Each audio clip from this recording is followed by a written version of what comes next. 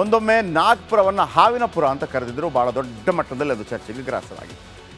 ನರೇಂದ್ರ ಮೋದಿ ಇದೀಗ ಬಂದಲ್ಲಿ ಹೋದಲ್ಲಿ ಈ ಆಸ್ತಿಯನ್ನು ಏನು ನಾವು ಸ್ಕ್ಯಾನ್ ಮಾಡ್ತೀವಿ, ಎಕ್ಸ್ರೇ ಮಾಡ್ತೀವಿ, ಅದನ್ನು ಹಂಚ್ತೀವಿ ಎಲ್ಲರಿಗೂ ಅಂತ ಒಂದು ಹೇಳಿಕೆಯನ್ನು ಕೊಟ್ಟಿದ್ದರು. ವಿಶೇಷವಾಗಿ ಅಲ್ಪಸಂಖ್ಯಾತರಿಗೆ, ಮುಸ್ಲಿಮರಿಗೆ ಅಂತ ಹೇಳಿದಂಥ ವಿಚಾರವನ್ನೇ ನರೇಂದ್ರ ಮೋದಿಯವರು ಎಲ್ಲ ಭಾಷಣಗಳಲ್ಲೂ ಹೇಳ್ತಾ ಇದ್ದಾರೆ. ನೋಡಿ, ನಿಮ್ಮ ದುಡ್ಡು, ನಿಮ್ಮ ಚಿನ್ನ, ನಿಮ್ಮ ಬೆಳ್ಳಿ, ನಿಮ್ಮ ತಾಳಿಯನ್ನು ಸಮೇತ ಕಿತ್ಕೋತಾರೆ, ಅದನ್ನು ಮುಸ್ಲಿಮರಿಗೆ ಹಂಚ್ತಾರಂತೆ ಅಂತೇಳಿ ನೇರವಾಗಿ ಅವರು ಹೇಳಿಕೆಯನ್ನು ಕೊಟ್ಟಿದ್ದರು. ಇದೀಗ BK ಹರಿಪ್ರಸಾದ್ ಇದಕ್ಕೊಂದು ಕೌಂಟ್ರ್ ಕೊಡೋ ನೆಪದಲ್ಲಿ ತೀರಾ ವಿಪರೀತವಾಗಿ ಮಾತಾಡಿದ್ದಾರೆ. ಕೊಪ್ಪಳದಲ್ಲಿ ಮಾತನಾಡಿದ ಅವರು ಪ್ರಧಾನಿ ಮೋದಿಯವರನ್ನು ಟೀಕಿಸುವ ಬರದಲ್ಲಿ ನಾಲಿಗೆ ಸಿಕ್ಕಾಪಟ್ಟೆ ಹರಿಬಿಟ್ಟು ಭಾರಿ ವಿವಾದಕ್ಕೆ ಕಾರಣರಾಗಿದ್ದಾರೆ.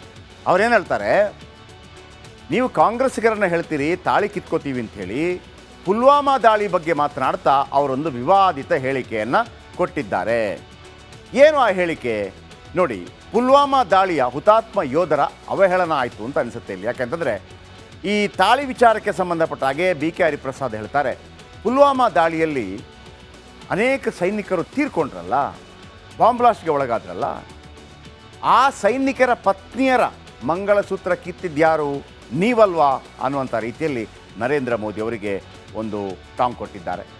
ಇನ್ನು ಸೈನಿಕರಿಗೆ ಹೆಲಿಕಾಪ್ಟರ್ ಕೊಟ್ಟಿದ್ದರೆ ಎಲ್ಲರೂ ಬದುಕು ಬರ್ತಾಯಿದ್ರು, ಅಂದರೆ ಆ ಪುಲ್ವಾಮಾ ದಾಳಿ ನಿಮ್ಮ ಕಾರಣದಿಂದ ಆಯಿತು ಅನ್ನುವಂಥ ರೀತಿಯಲ್ಲಿ ಹೇಳಿಕೆಯನ್ನು ಕೊಟ್ಟರು.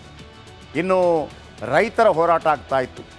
700 ರೈತರು ಆ ಸಂದರ್ಭದಲ್ಲಿ ವಿಧಿವಶರಾಗ್ತಾರೆ, ಸಾವನ್ನಪ್ತಾರೆ. ಈಗ ಹರಿಪ್ರಸಾದ್ ಹೇಳ್ತಾರೆ, 700 ರೈತರು ಅವತ್ತು ಸಾವನ್ನಪ್ಪಿದ್ರಲ್ಲ, ಅವರ ಪತ್ನಿಯರ ಮಂಗಳಸೂತ್ರ ಕಿತ್ತಿದ್ಯಾರು, ಇದೆಲ್ಲ ಯಾಕೆ ಹೇಳ್ತಾ ಇದ್ದಾರೆ ಅಂತಂದರೆ, ನಡಿ ಈಗ ಶುರು ಮಾಡೋಣ.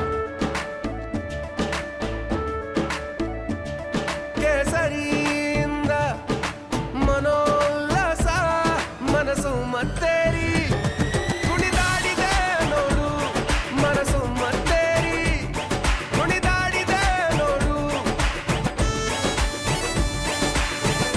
ಕ್ಷಣ ಕ್ಷಣವೂ ಆಚರಿಸಿ ಕೇಸರಿ ಹಬ್ಬ.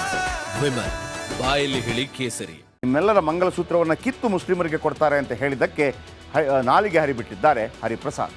ಇನ್ನು ಒಂದು ಹೆಜ್ಜೆ ಮುಂದಕ್ಕೆ ಹೋಗ್ತಾರೆ ಹರಿಪ್ರಸಾದ್. ನರೇಂದ್ರ ಮೋದಿ ತಮ್ಮ ಸ್ವಂತ ಪತ್ನಿ ಅವರ ಮಂಗಳಸೂತ್ರ ಕಿತ್ತಿದ್ಯಾರು, ಅಂದರೆ ಅವರವರ ಜೊತೆಗಿಲ್ಲ ಅನ್ನೋದನ್ನು ಸೂಚ್ಯವಾಗಿ ಈ ರೀತಿ ಹೇಳ್ತಾ ಇದ್ದಾರೆ. ನೀವು ಕೇವಲ ಪ್ರಧಾನಮಂತ್ರಿಯವರಿಗೆ ಹೇಳ್ತಾ ಇರೋದು, ಮಟನ್, ಮಚಿಲಿ, ಮಂಗಲಸೂತ್ರ, ಮುಸಲ್ಮಾನ ಮೇಲೆ ಚುನಾವಣೆ ಮಾಡ್ತಾ ಇದ್ದೀರಿ. ಅಂದರೆ ಈ ಹಿಂದೆ ಅವರು ಹೇಳಿದರು, ಈ ಹಬ್ಬದ ಸಂದರ್ಭದಲ್ಲಿ ಮಟನ್ ಕರಿ ಮಾಡಿದರು, ಆಮೇಲೆ ಹೋಗಬಾರ್ದು, ಆ ಸಂದರ್ಭದಲ್ಲಿ ಇದು ಹಿಂದೂ ಧರ್ಮದ ಪಾಲನೆ ಅಲ್ಲ ಅಂತ ಹೇಳಿದರು. ಅದಾದ ನಂತರ ಭಾಳ ಮುಖ್ಯವಾಗಿ ಈ 4 ಪಾಯಿಂಟ್ಗಳನ್ನು, ಮಂಗಲಸೂತ್ರ, ಮುಸಲ್ಮಾನ, ಇದೇ ಇಟ್ಕೊಂಡು ನೀವು ಮಾತಾಡ್ತಾ ಇದ್ದೀರಿ, ಬೇರೆ ನಿಮ್ಮ ಹತ್ರ ಏನೂ ಇಲ್ಲ. ರಾಮ ಮಂದಿರ ಉದ್ಘಾಟನೆ ವೇಳೆ ಇದೇ ಕೈ ನಾಯಕ ಹರಿಪ್ರಸಾದ್ ಒಂದು ಮಾತನ್ನು ಹೇಳಿದರು, ಮಂದಿರ ಲೋಕಾರ್ಪಣೆ ವೇಳೆ ಗೋಧ್ರಾ ಮಾದರಿಯ ದಾಳಿ ಆಗಬಹುದು, ಎಚ್ಚರ ಅಂತ ಹೇಳಿದರು. ಗೋಧ್ರಾ ಮಾದರಿಯ ದಾಳಿ ಆಗಲಿದೆ ಅಂತ ಹೇಳಿದರು. ಆಮೇಲೆ ನಾಗ್ಪುರವನ್ನು, BJPಯ RSSನ ಕೇಂದ್ರ ಸ್ಥಾನವಾಗಿರುವಂಥ ನಾಗ್ಪುರವನ್ನು ಅವರು ಅಸೆಂಬ್ಲಿಯಲ್ಲಿ, ಅಂದರೆ ವಿಧಾನ ಪರಿಷತ್ನಲ್ಲಿ ಹಾವಿನಪುರ ಅಂಥೇಳಿ ಕರೆದಿದ್ದರು.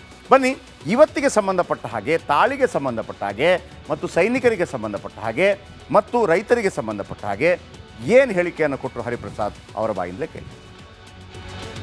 ಪುಲ್ವಾಮಾದಲ್ಲಿ 40 ಜನ ಸತ್ತೋದ್ರಲ್ಲ, ಯಾರು ತಪ್ಪಿಂದ ಅವ್ರು ಸತ್ತೋಗಿದ್ದು? ಈ ಮನುಷ್ಯ ಏರೋಪ್ಲೇನ್ ಕೊಟ್ಟಿದ್ರೆ ಅವ್ರನ್ನ 40 ಜನ ಹೋಗ್ಲಿಕ್ಕೆ, ಏರೋಪ್ಲೇನ್ ಕೊಟ್ಟಿದ್ರೆ ಯಾರೂ ಸಹ ನಾವು 40 ಜನ ಸತ್ತ, ಆ ಮಂಗಲಸೂತ್ರ ಕಿತ್ತಿದ್ಯಾರಂತೆ. 700 ಜನ ರೈತರು ಗಡಿ ಭಾಗದಲ್ಲಿ, ಡೆಲ್ಲಿ ಗಡಿ ಭಾಗದಲ್ಲಿ ಸತ್ತರಲ್ಲ, ಅವ್ರ ಮಂಗಲಸೂತ್ರ ಕಿತ್ತಿದ್ಯಾರು. ಇನ್ನು ಕಾಂಗ್ರೆಸ್